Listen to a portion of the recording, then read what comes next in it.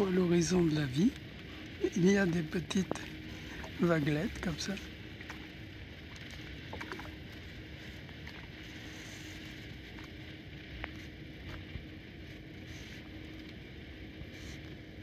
C'est toujours extraordinairement pédagogique lorsque l'on accepte ces vaguelettes, ces petits moments d'incertitude, ces petits moments d'indécision, ces petits moments où on a l'impression qu'on ne sait pas quoi faire, ces moments où on ne comprend pas. Et c'est précieux de saisir ces moments où on ne comprend pas, pour arriver à comprendre l'incompréhensible. Et petit à petit, lorsqu'on comprend l'incompréhensible, je vais quand même dans le sens du soleil, lorsqu'on comprend l'incompréhensible, eh bien, arrive une connaissance lumineuse à l'intérieur de nous, qui n'est pas quelque chose d'ésotérique, qui n'est pas une pensée, une idéalisation, qui n'est pas obligatoirement quelque chose de scientifique, même si la mécanique quantique nous fait comprendre l'importance de la lumière, que la lumière est en même temps, lumière est ondulatoire et corpusculaire. Et c'est précieux de vivre ça à l'intérieur de nous. Et en contact avec cette qualité précise,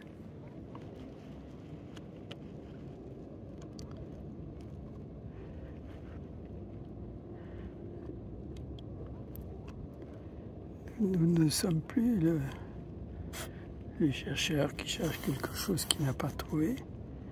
Il trouve son chemin de lumière, donc il trouve à l'intérieur de lui un terrain d'exploration, comme un aventurier, encore une fois sans être un mystique ou mysticopété, c'est plutôt un chemin poétique, un chemin d'une très grande sensibilité qui nous permet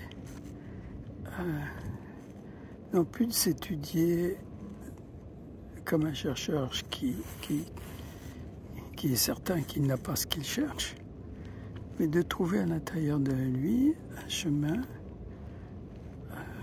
hors des connaissances religieuses, hors des connaissances philosophiques, qui ne les exclut pas, qui les comprend, mais il voit en même temps qu'il peut s'étudier différemment que par une pensée qui est coupée de sa source. Et là, dans cette connaissance simple, immédiate, encore une fois, qui n'est pas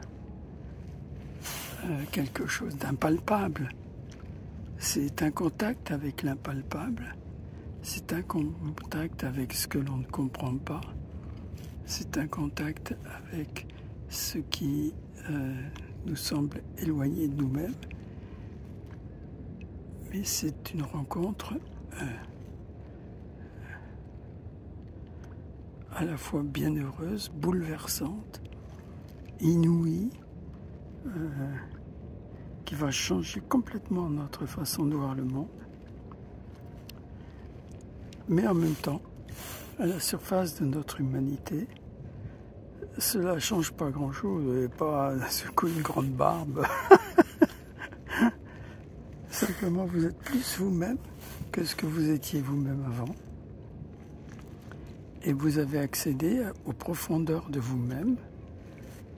Vous avez accès à quelque chose de pratique, à une pédagogie qui est complètement... Ouh qui est un bercement qui est un bercement de l'âme. On se retrouve dans des qualités pures qui nous enseignent ce que nous sommes plutôt que d'être en lien avec des icônes de connaissances, avec des images divines. La nature de la pédagogie est à la fois tellement simple, humble, radieuse, d'une bonté et d'une générosité qui nous émeut jusqu'au plus profond de notre âme. Et l'on rencontre naturellement